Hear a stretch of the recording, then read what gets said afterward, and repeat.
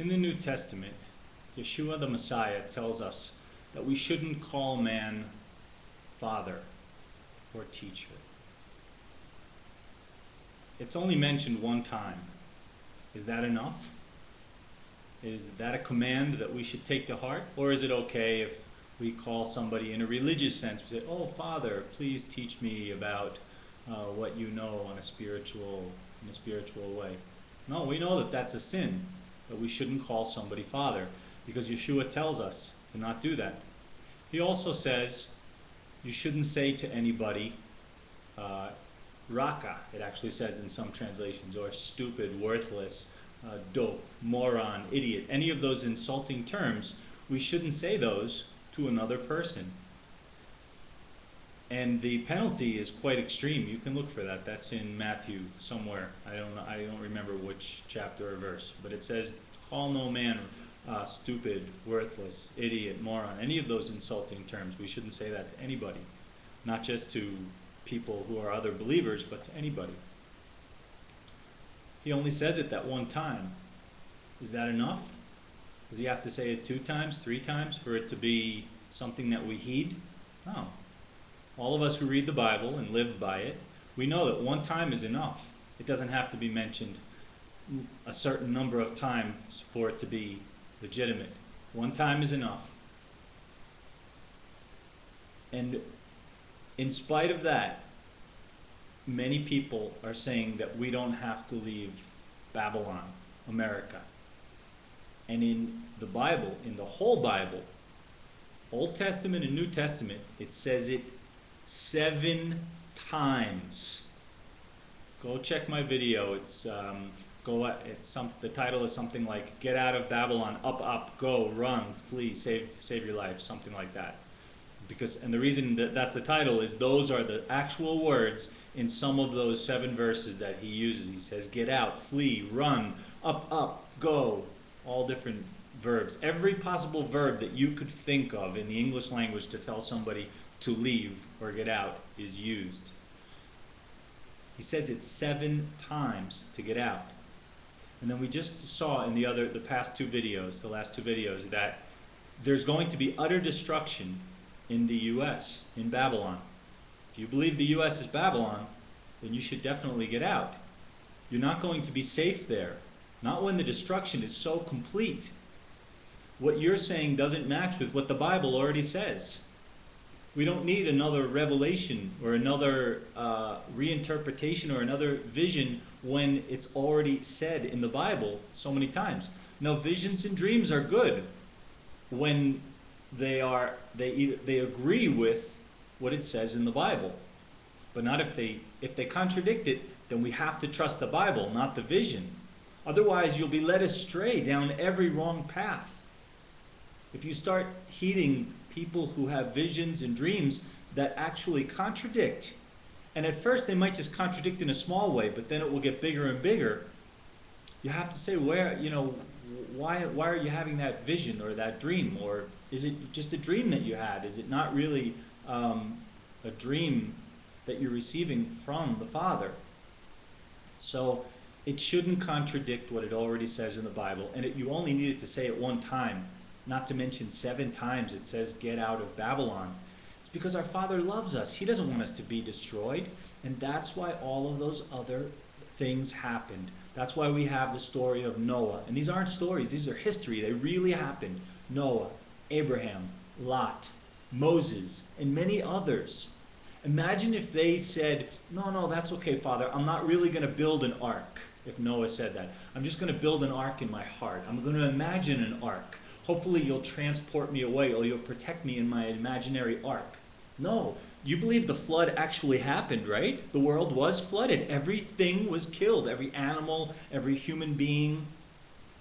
Well, Yeshua himself said that the end times will be like the times of Noah. You have to start making these connections. He also said it would be like the times of Sodom and Gomorrah. Lot was told to leave Sodom and Gomorrah. His wife's heart stayed there. She wanted to go back. She died, turned into a pillar of salt. Lot left. He practically had to be dragged out, but he left. And in the New Testament, he says he had a righteous heart. Abraham was told to leave Ur of the Chaldees. That's Babylon, just like you're all in Babylon. And he was told to get up and leave, and he got up and left. He didn't question. He didn't wait for a dream. He didn't look for a vision. He didn't look for somebody to walk up to him and say, hey, you need to leave Ur of the Chaldees. He got up and left. It was enough. Of course, you're going to say, well, Yahweh spoke to him. But he didn't have, the Bible wasn't written as such at that time. You have the Bible, and you have at least 7 times it says get out. And then you have all the scriptures that we just went over in the past 2 videos that talk about the destruction of Babylon. Now, if you think Babylon's the Catholic Church, well, then you can wait for the Catholic Church to be destroyed. But if you believe it's the U.S., then you need to get moving.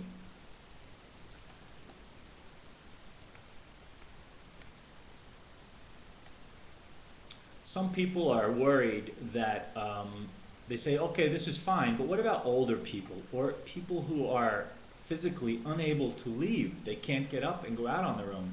And I'll include in that group, what about people who don't have enough money to buy a plane ticket or something like that? Well, the people who are completely physically unable, someone who's like laid out in a bed or something like that, leave that in Yahweh's hands. He can do miracles. He can take care of them. If they really want to leave Babylon, he'll take care of it. See, this is what you have to show him, that you really want to leave and make the plans. Believe me, there are a lot of people doing it right now. Hundreds of people who are true believers and read the Bible and try to live by it, keep the Sabbath, keep the holy days, know who their Elohim is, Yahweh and Yeshua. They are making plans right now to leave Babylon. Many of them don't have money.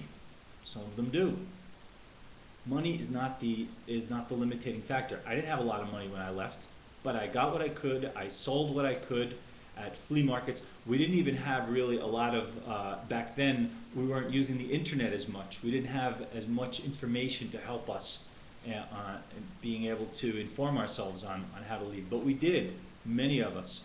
We left back then in the first wave, and if you make the plans and you pray to Yahweh and you ask him to help you, he knows how difficult this is, especially for Americans who are the most pampered people in the world, who have the most comfortable, protected country in the world, and you're going out and you're leaving that. He knows it's not easy. He knows it's hard for you. He will open the doors. He will help you. He will give you what you need.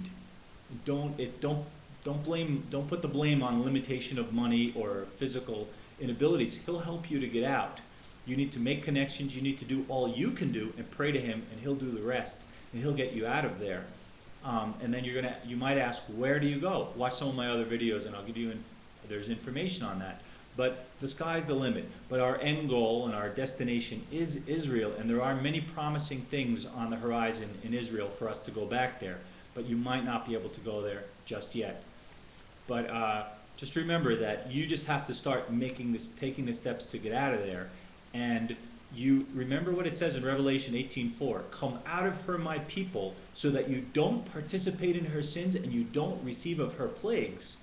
If you don't believe you're participating in her sins, well, just living in the U.S. and paying taxes, all kinds of taxes, your yearly taxes and the taxes you pay on each thing you buy, you're sinning, because those taxes go for paying for Planned Parenthood, which supports abortion. They're going for all kinds of abnormal marital unions between men and men, women and women, and women, lesbian women being inseminated and raising a child in a family with just 2 women. And your taxes are going to war, paying for wars. How many other things that I haven't even mentioned that are going on there? The atrocities that are happening.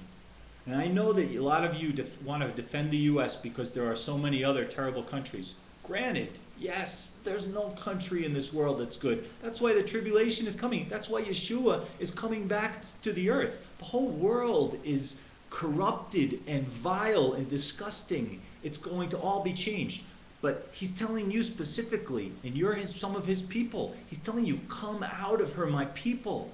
Stop participating in her sins, because your Father loves you and he doesn't want you to receive of the plagues. And the plagues are coming. It's going to be utterly destroyed, and not one human being will be left in that country. So you must get out. You must leave while you can. Don't wait until it's too late.